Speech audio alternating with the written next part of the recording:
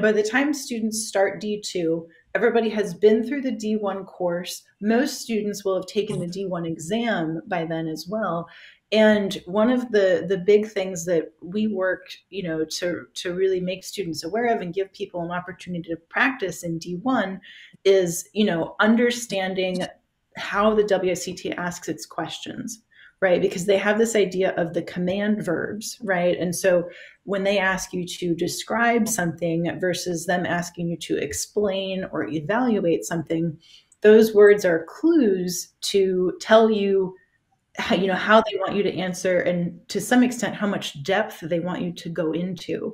And so when you start D2, you've had some practice with how they work.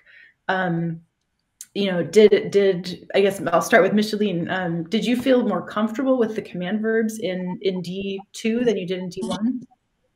Somewhat, yes, I did. I kind of changed my strategy. I created my using the command verb. I came out with a framework that I will draft immediately that I read a question, and then I will draft my framework, identifying if I have to do a definition, a description, an example, an assessment, and so forth.